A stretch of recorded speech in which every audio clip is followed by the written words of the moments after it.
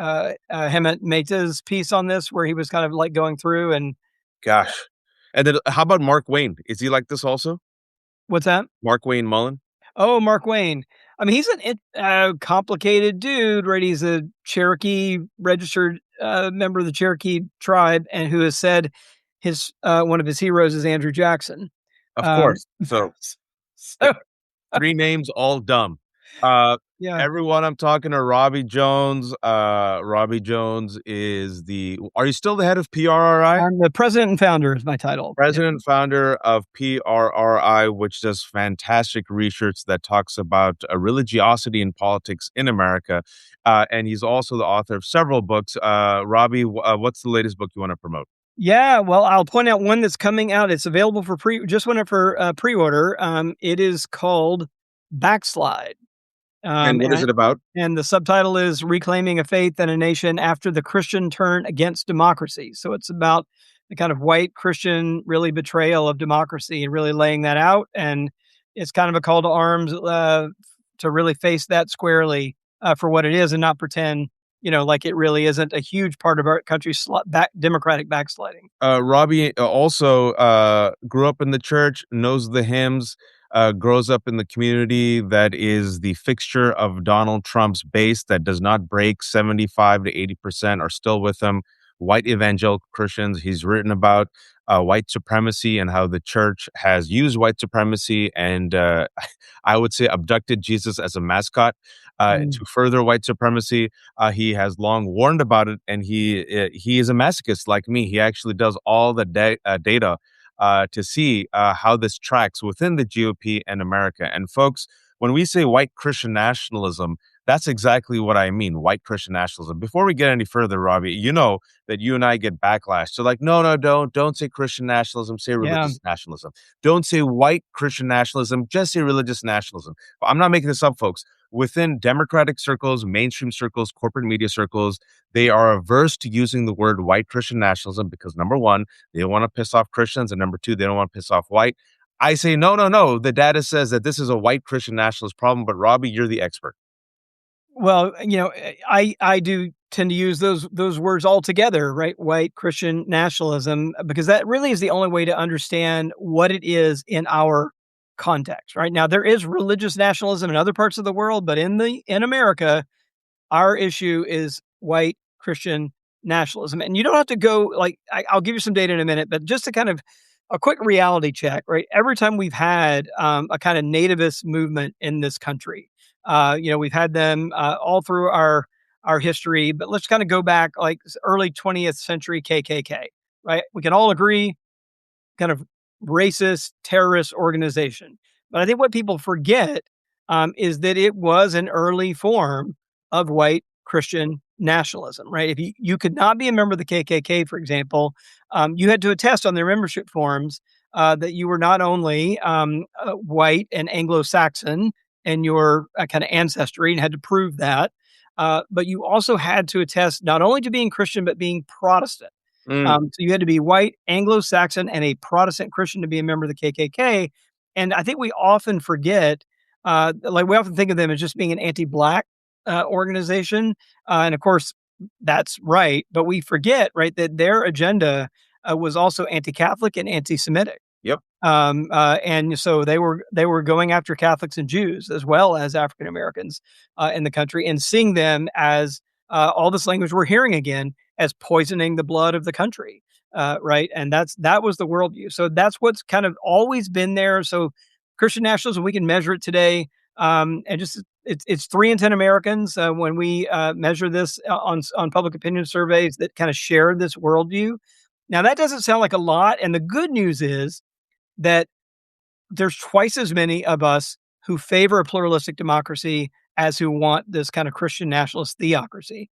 The problem is that view has now become the majority view among one of our two political parties, the Republican Party. So 56% of Republicans today affirm that view and that vision of the country. It's down, in the teens among Democrats, but as a majority view among Republicans, it is a super majority view among white evangelical Christians. It is 2/3 of white evangelical Christians who say, "Yep, that's the country we want to live in.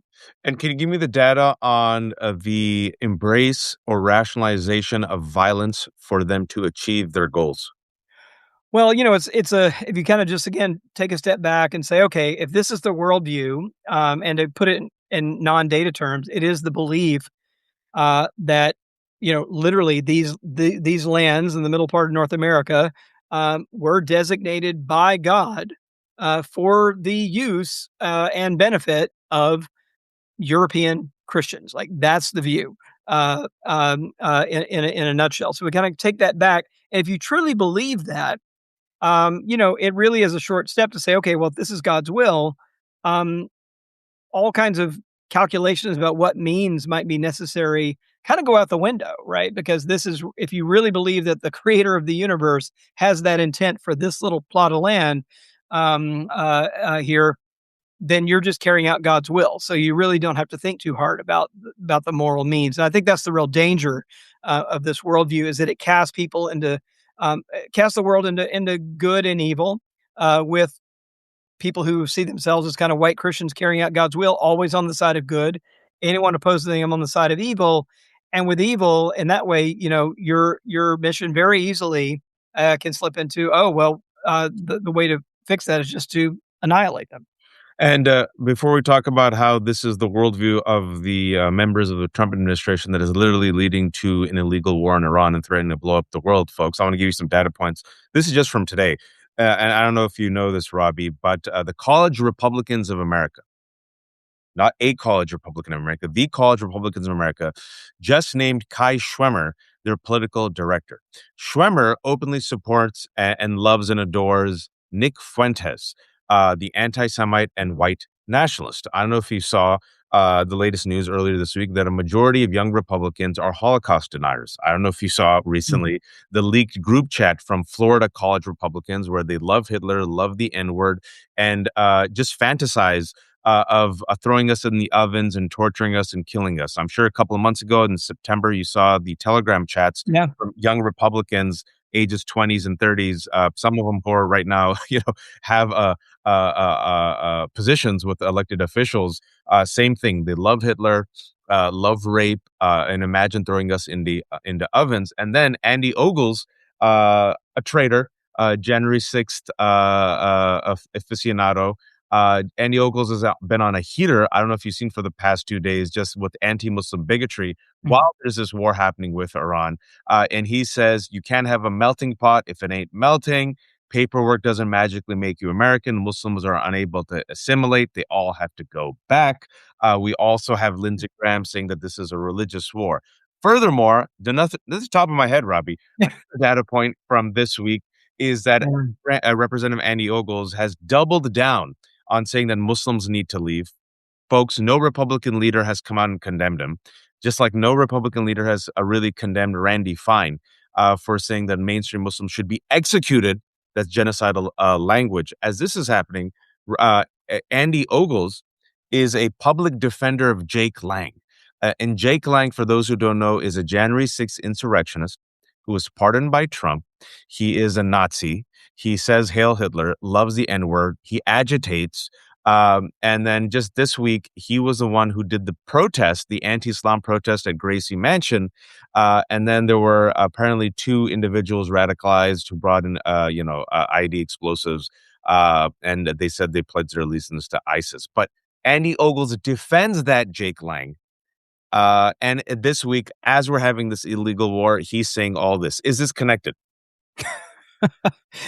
Yeah, I want to go back to that Telegram chat you mentioned from last fall because that got a fair amount of coverage. But the thing that really struck me about that is that this is the future of the Republican Party. That's right. And it was not a single one-off bad actor, like, who was having a bad day. This Signal chat or Telegram chat, was months old, like, it was months and months of conversation, so an ongoing snowballing conversation, and it was from all over the country. It wasn't just like, one little local bad apple chapter that had a leader who had corrupted people. It was kind of a part of the culture, and I do think this is really, really worrying, for because it is it's just out there, right? I mean, this is again, it's not, and we've got the president, of the country. using language directly out of Mein Kampf. You and I have talked about this Yeah. before, but when he talks about poisoning, we have immigrants who are poisoning the blood of the country. Like that is language directly out of Mein Kampf, right? And it is really chilling that we are seeing not a wink and a nod, but just a full on bullhorn echoing what we know to be Nazi policies, and we know where these are going to lead. These are going to lead to and we're already building them internment camps, right? The big beautiful bill. Let's just make sure everybody remembers That's right. has got money already in it for like 50,000 plus beds at internment camps that they're already trying to open all over the country. Probably one coming to an abandoned warehouse near you. And this is the America that we're living in. That we literally are having internment camps, and we've polled on this. And what we're finding is that it's a majority of Republicans and a super majority of white evangelical Christians who actually, even when we say to them, internment camps, right? Do you support internment camps for undocumented immigrants where they should be rounded up until they can be deported? Like, even when we put that language into a question, we've got a majority of Republicans now saying, "Yeah, I'm down with that."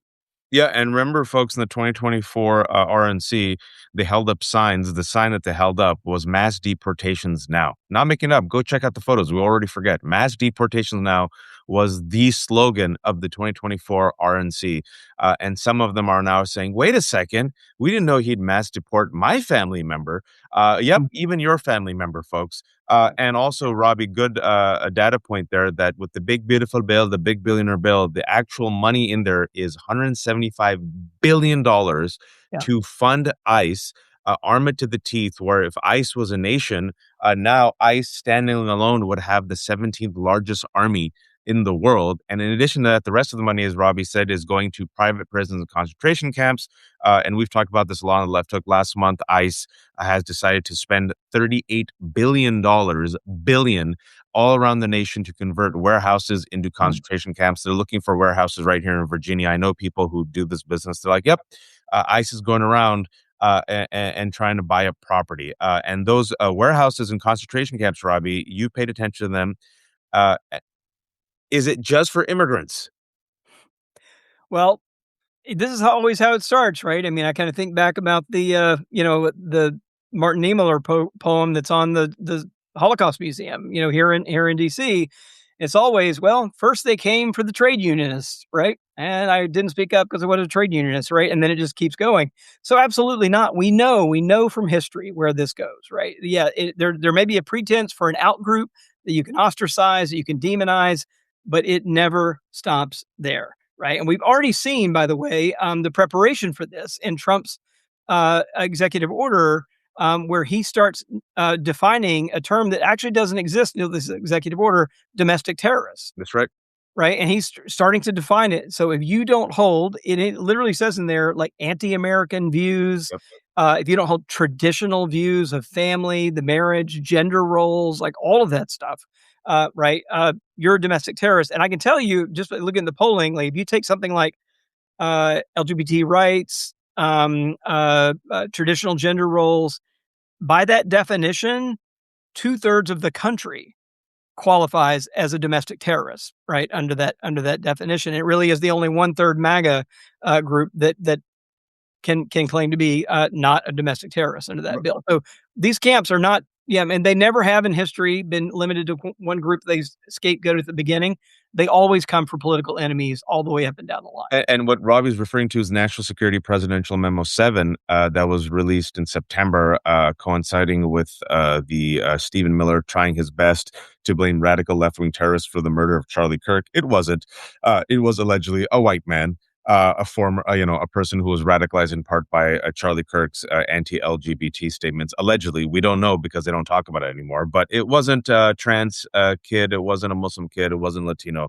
And we have to remind everyone that before there was any suspect, Robbie, Donald Trump went out publicly, I Yeah. keep the receipts, and blamed radical left-wing terrorism. Stephen Miller blamed radical left-wing terrorism. Pam Bondi blamed radical left-wing terrorism.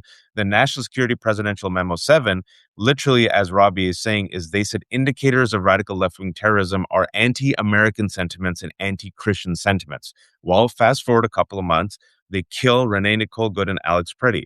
As her body is warm, Robbie, Christy Nome, excuse me, oh yeah, Christy Nome, rest in peace, as the former DHS secretary, said that Renee Nicole Good was a domestic terrorist. Can you, before we get into the Hegseth, can you talk to us about their loathing, this group's historic loathing of race traitors?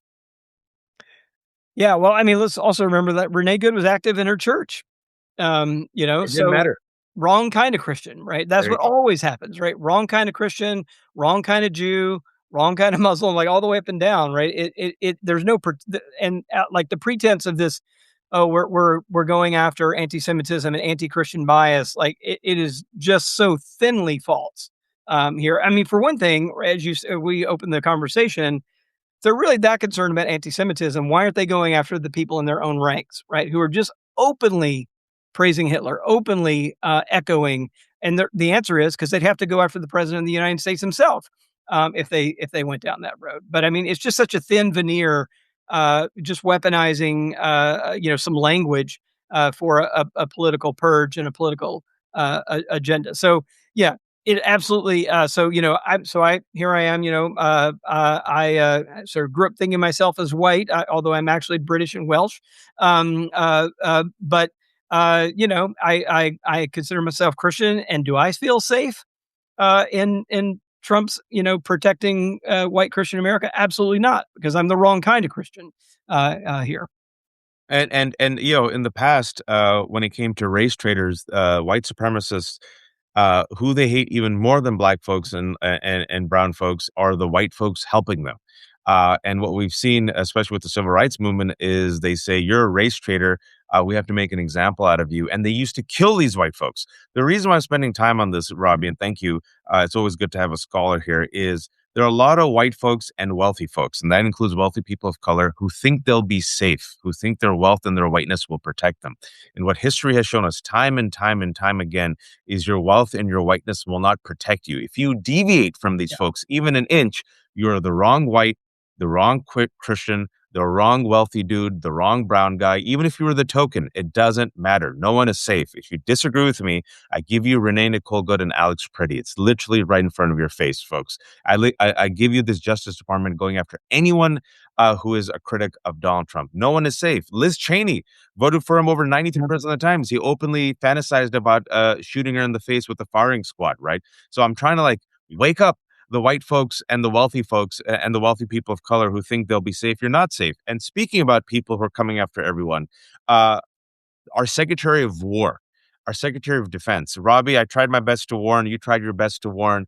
This dude wrote a book called American Crusade, and now we have a potential World War III. Talk to us about Pete Hegseth and this white Christian nationalism that is literally in the White House.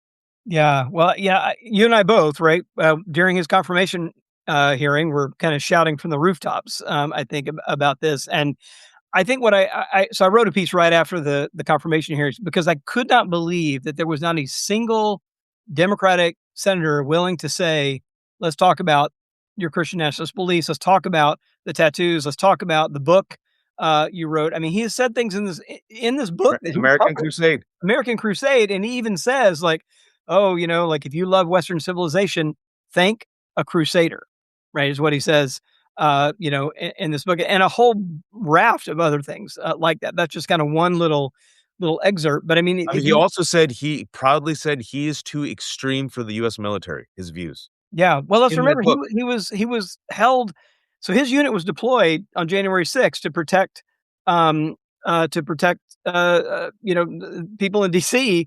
and he was held back as a potential insider threat by his own unit commander because of these Christian nationalist tattoos that he had on his body. So he's got the words "Deus vult," kind of which is Latin, like God wills it, which is what literally the Christian Crusaders were yelling as they were slaughtering, Muslims. Like that's with a sword on his forearm. He's got these kind of Crusader Jerusalem crosses on his chest. I mean, these are not subtle Have you messages. seen his latest one, which not enough people talked about? As soon as I saw it, I tried my best to promote it and talk about it. Not enough people picked it up a couple of months ago. So underneath Deus Vult, which he has it here, right, which is God wills Yeah, it, which is Vice up. used, Yep.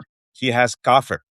And Oh, Kafir yeah. in Arabic. So in Arabic, he wrote kafir. And for those who don't know what kafir is, in Islam, if you go out of your way to reject faith, it's known as kufr, right? So a kafir is one who goes out of his way to like arrogantly reject the faith. So under Deus fault, God wills it, he has kafir. And he's a true believer. So what does that mean? An analogy that I think works for people is suppose someone's really anti-Semitic. What they would do is in Yiddish, they would write goyim to say, I'm not a Jew, I'm a goyim, I'm a non-Jew. Our Secretary of War under Deus Vult wrote Kafir, and kind of people are like, that's totally normal. Yeah. No, not normal. I mean, it's just, when I see all this, it's just realizing like, yeah, this is someone who really does think in these black and white terms. This is what's so dangerous, right? So we got somebody with his finger on the largest arsenal the world has ever seen, on the trigger of all that, um, who, by the way, has a whole history of telling his own soldiers, even when he was in the military, to ignore the rules of engagement because they're stupid, right? And let's remember, like, rules of engagement are designed, not to not make people win wars, but to keep them from preventing war crimes, right? From killing civilians and women and children. Like that's what the rules of engagement are about. Like you can't shoot an unarmed civilian, even if you're in a legitimate war, like those kinds of things. And he just kind of brushed that aside. And so here he is again, and he's saying things like that now, right?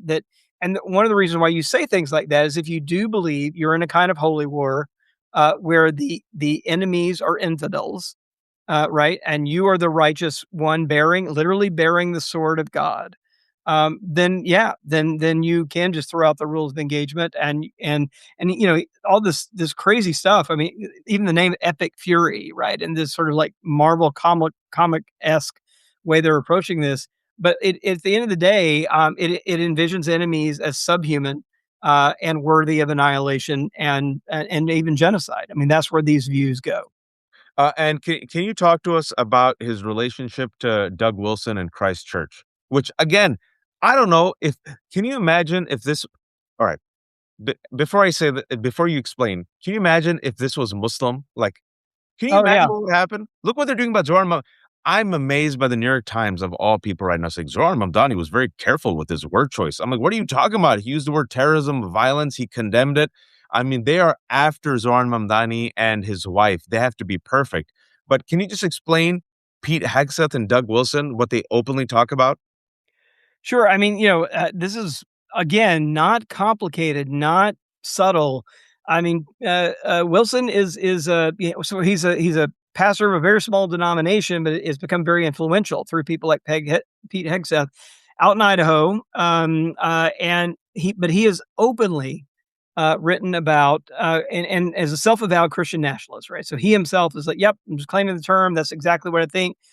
He thinks Christians should take over the government. He believes women should not vote. Um, Openly, folks. It doesn't hide it. yeah, I'm not like interpreting. This is literally what he has said.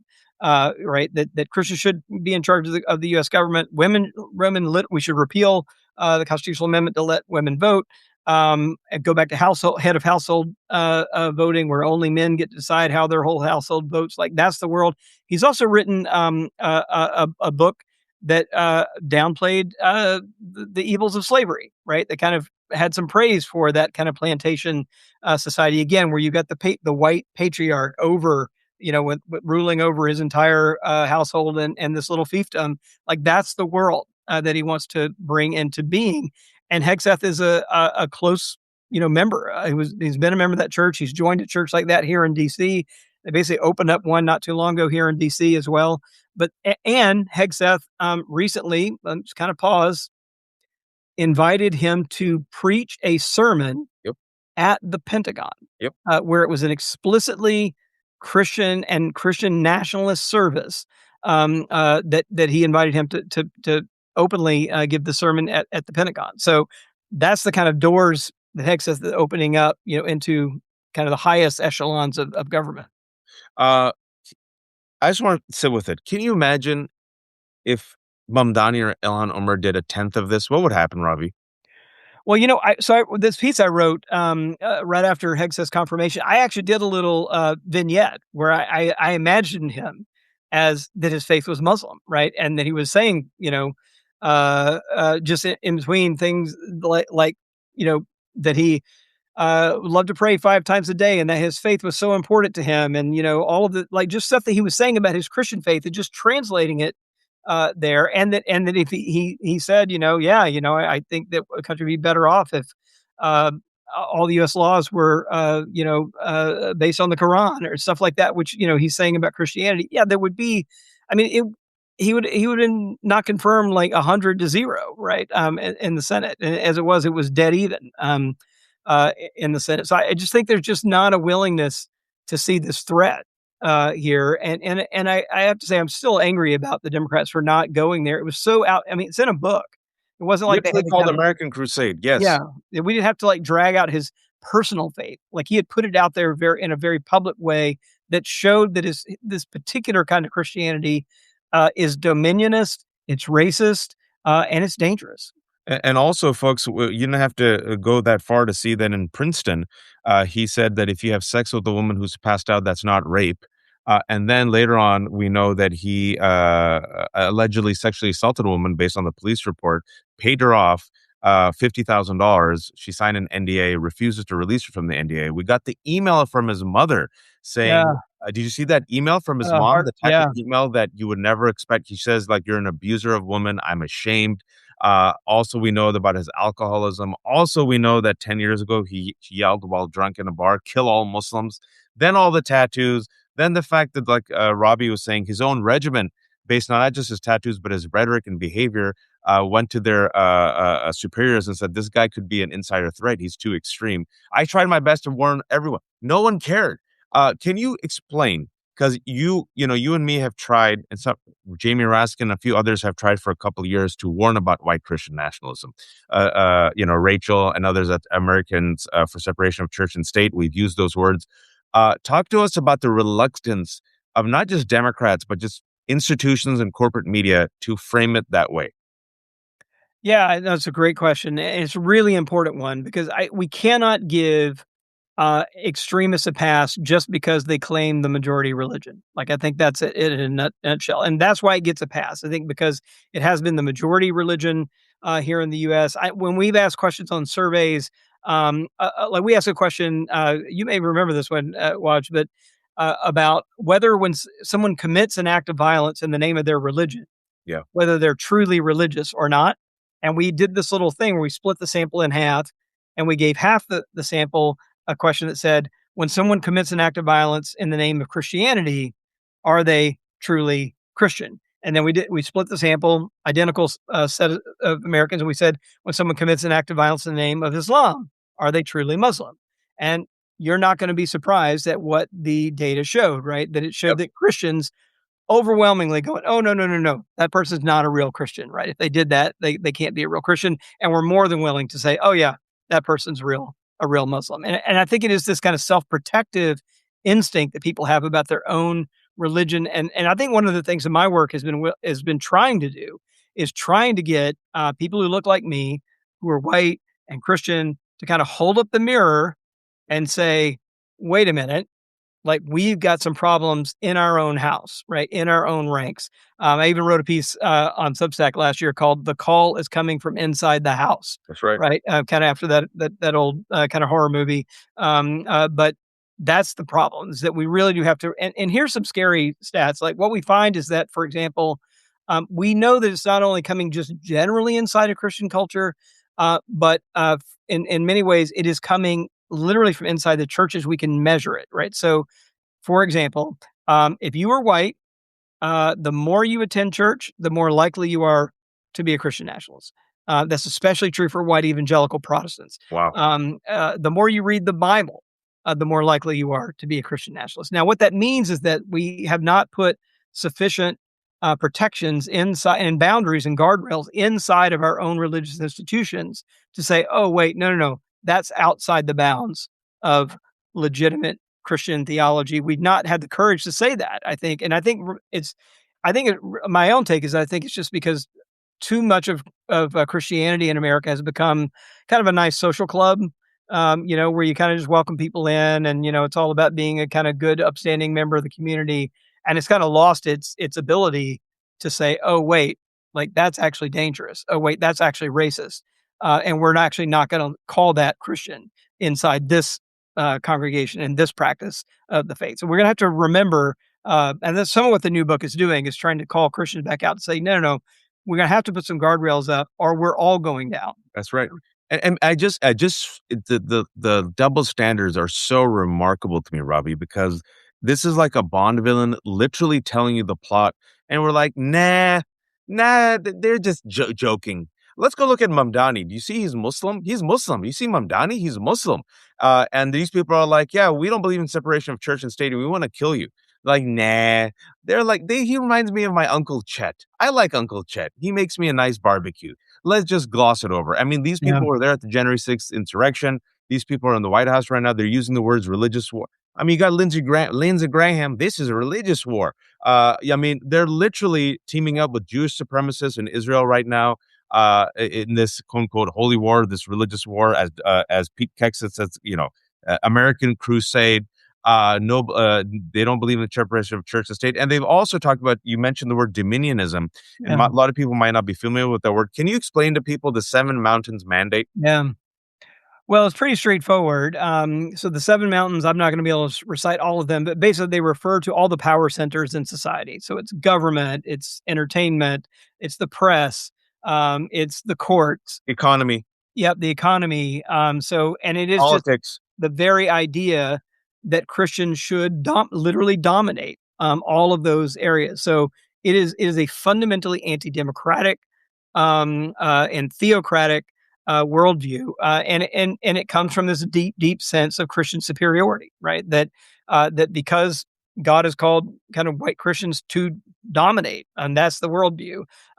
We should take over all these institutions. So it couldn't be further from democracy than anything you can imagine. But it is perfectly right for an authoritarian and a fascist state. And I was at Religion News Service, which is a fantastic organization that had me co-moderate their annual awards. And there was a gentleman who was a proud Trump supporter, a Latino evangelical Christian, who openly said, Seven Mountains Mandate, yes, I believe it. And no one challenged him. I was sitting there, I'm like, what? Yeah, And he literally was like, and then people tried to play footsie with it. And thank God someone in the audience, a black woman, said, what you just said in your entire 30 minutes was just chilling. How can you, as a Latino man, sit there and excuse ICE? And then he's like, well, I have to look more into that. You're right. Okay. This was before the murder of Renee Nicole Good and Alex Preddy.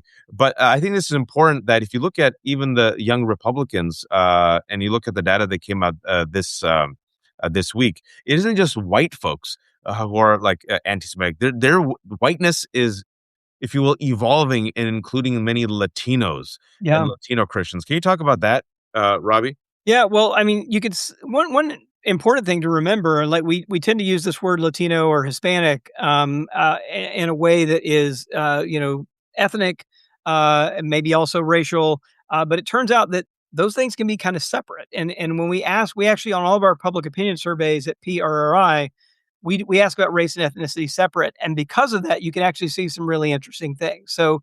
If we look at people who say, yes, I identify as Hispanic or Latino, and then you ask them the question of how you identify racially, two-thirds of them actually identify as white in the US today. So that's part of it, that literally there is this kind of racial identity of whiteness that's kind of just blended in with this also of Hispanic ancestry and descent. And then when you get religion involved, there's also the one there's a huge divide between Latino Catholics and Protestants in their political views, and that's something people I think don't often know. But Latino Protestants, because they are evangelical, they're overwhelmingly charismatic Pentecostal evangelical. They borrow the religion of white evangelical Protestants. Like there's been a long kind of interplay, as well as a kind of co-borrowing, but a kind of long interplay.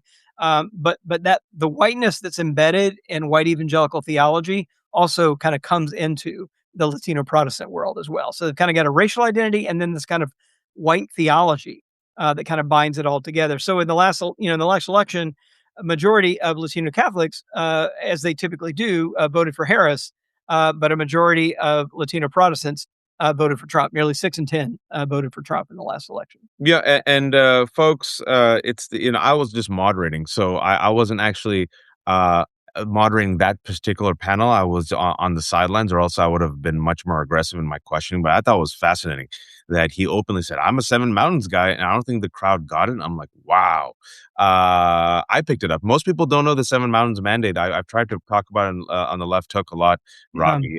They're openly telling you that there's seven quote unquote mountains, seven pillars of society: art, politics, economics, media, government. I'm forgetting the other ones, right?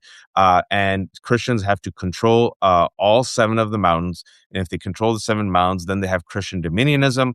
Then America becomes a Christian nation.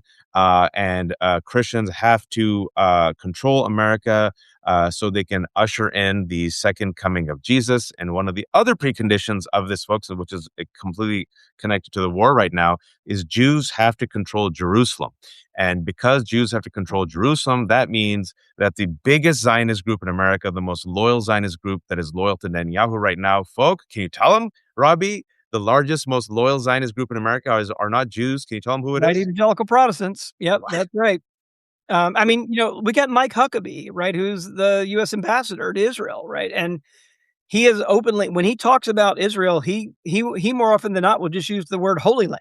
That's right. Right, when he talks about it, this kind of overtly Christian overlay, right, to kind of modern geopolitical, realities. I mean, so that's the kind of weird fantasy, theological fantasy world that he's living in. But again, it does mean that, like, yeah, there's only one side, a Christian nation can be on, and it is about this kind of control of Jerusalem.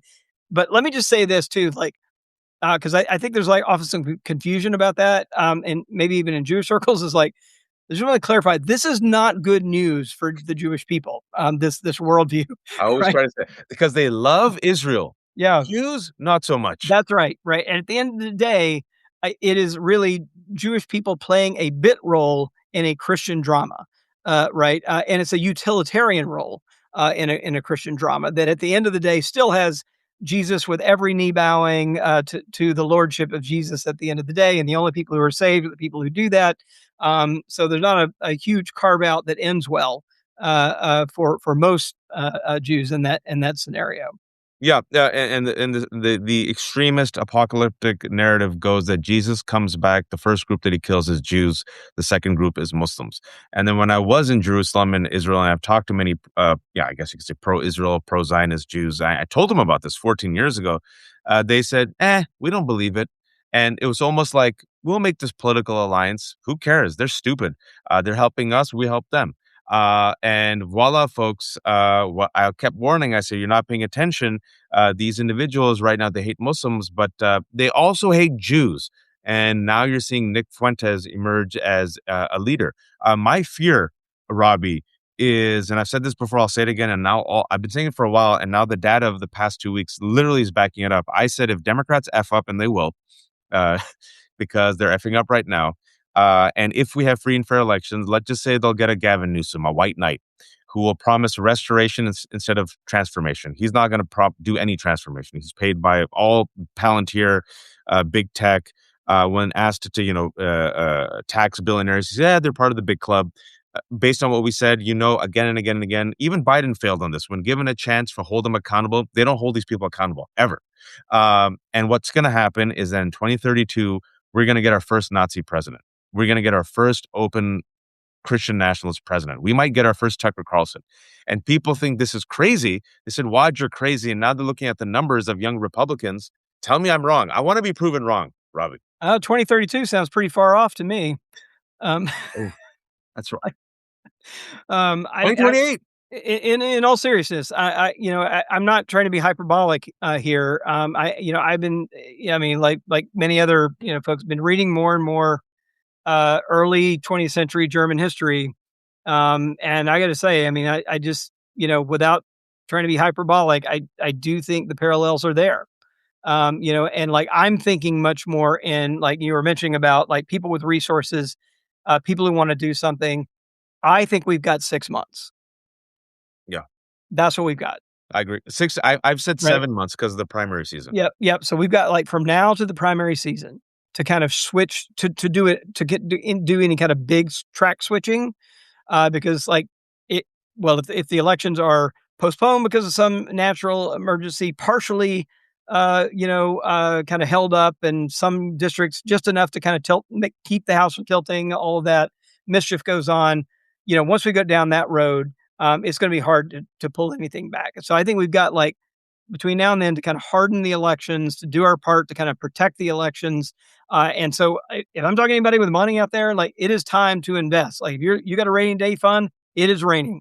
Right. And now is the time to kind of invest in people who are protecting the elections, protecting democracy, because whatever we don't do now between now and the midterms, it is going to take like 4 times as much money to try to undo if we You know, don't do it in the front I time. think you've convinced me. I kept saying 2032, and I was listening to you the last couple of minutes. I think I'm gonna edit it. I think you're right, 2028.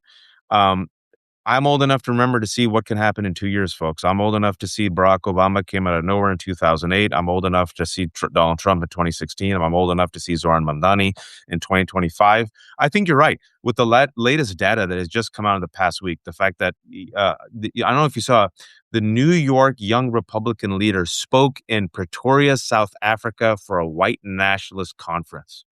That was 2 weeks ago. No Well, one why talked not? about I it. The mean, Guardian talked about it. I talked about it. they're the only refugees this country is hosting right now is Oh, well, white did you see that Afrikaners. they left? So, oh no, didn't see that. Great. I mean, I was gonna talk about Danielle about it. Yeah, New York Times has it. The white South Afrikaners were brought here last year, have decided to go back to South Africa because they found America to be too violent and poor under Donald Trump. It's a big story that just came out today. I did Can't not see make that. I this gotta fish check that up, out. man. It's amazing. Yeah, it's check it out. It's gone viral. The story just came out today. A lot of people are Robbie, they're naturally worried.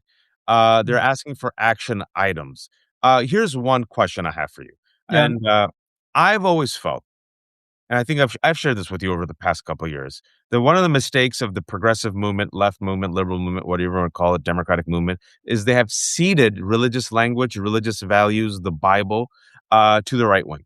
And they say to people like you and me, religion's stupid, you're an idiot, it's the 21st century, you're a moron. I'm not offended. You could say anything you want, folks. It's okay. I've heard it all.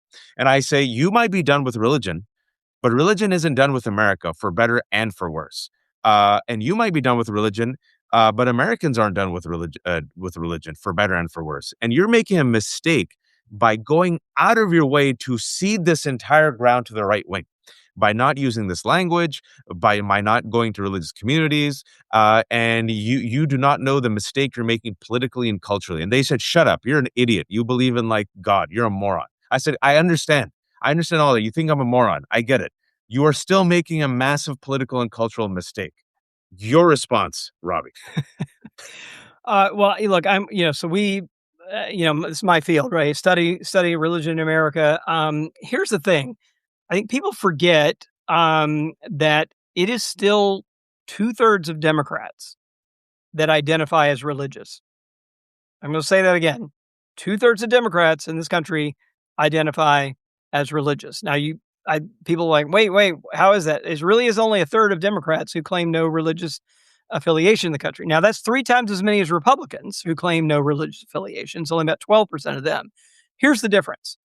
The reason why religion is so visible and I think easily manipulable on the right is because, in the Republican Party, 2/3 of them are white Christians, right? So their religious coalition is very, very homogeneous.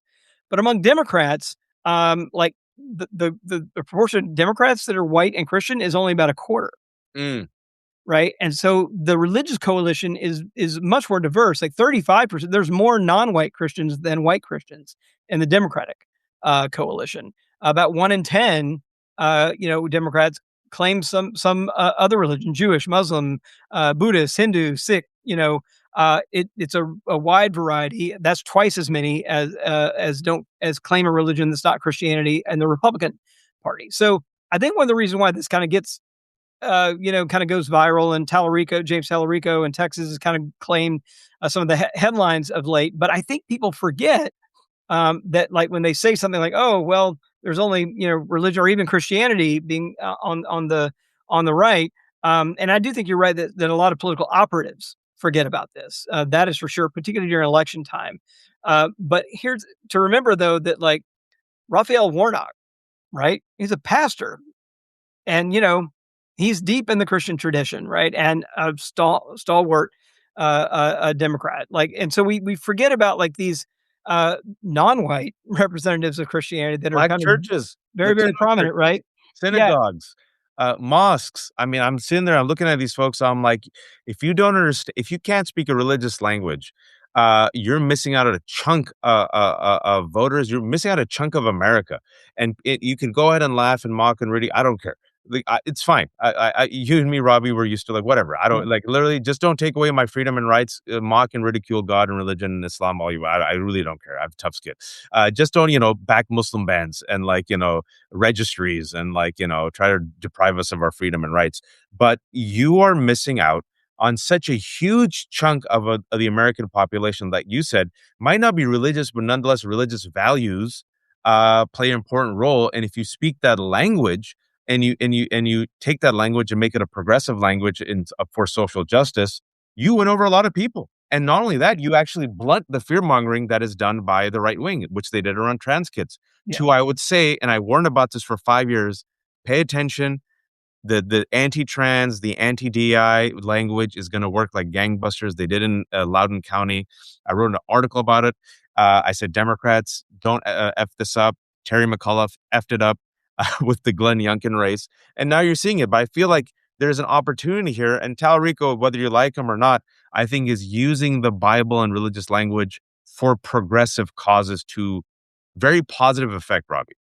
I think that's right. I mean, I should also mention that, Jasmine Crockett, deeply steeped in the black church, Our and pastor won. yeah, and her pastor, right, is now in her seat, right? So again, they were both there and drawing on different strains of Christian tradition there. But this, your bigger point, I think, is exactly right. That I think that there's a way in which kind of Christians that are not MAGA, Christians that are not, kind of this white evangelicals that have gone around the bend to fascism, haven't really made the public case, haven't really developed the right vocabulary that's kind of just out there in the public. And I think political operatives have been a little kind of hands off and worried about it there. But I think that's where you have one of the kind of golden rules of politics. You have to meet people where they are, right? And if we cede that ground and they hear religious language that ties religious convictions to fascism, Yep. it's going to have some pull, right? And if they don't hear religious language that is going to pull people toward their better angels and democracy, that's going to be a problem. And which is why, what Talrico and Crockett and others are doing, Warnock, what John Fugelsang did, using the Bible against evangelical, it's very powerful, folks. It's very powerful. Unfortunately, the problem is I'm Muslim. They want me to leave. I'm not white either. So this is where you need white Christians. I know people, I've had Jen Welsh on, Yeah. the IHIP ladies, Pumps and Jen Welsh. I always say, Jen and Angie, I could say the same exact thing you're saying. In fact, I've been saying it for years Mhm. before you. I'm not white. When you, as a white woman, a middle-aged white woman from Oklahoma, say it, it carries 100 times more weight in America. White lives matter more. White rage matters more. White blood matters more. It's just a fact. So we need white Christians or those who come from those backgrounds to use this type of language as a shield and sword against these religious nationalists and crusaders like Pete Hegseth. And I'm telling you, you will not only win over a lot of white folks, you'll win over a lot of black folks and Latinos and Muslims as well.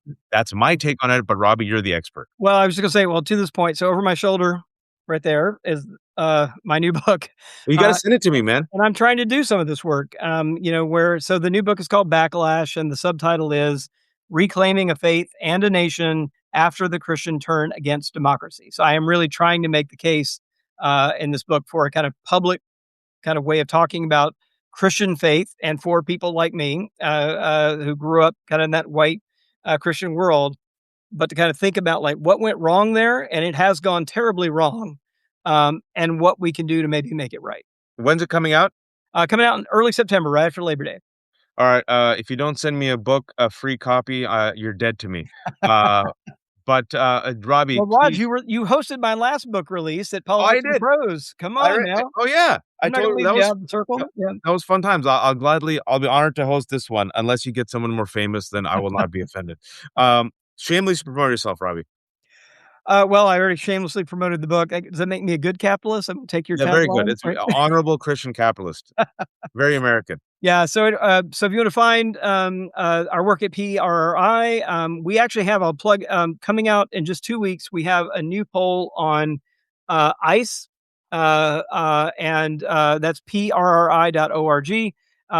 That is coming out. We just released a big study of Christian nationalism in all 50 states. If you wanna see how predominant that worldview is in your state, you can, look at it all the way down to the state, level. We've all kinds of saw somebody earlier putting something about age breakdowns, gender breakdowns, education. You know, we've got all that stuff in the poll, more charts and tables than you'll ever want to see. And then finally, would hope all of you would also join me over on my Substack at Redeeming Democracy.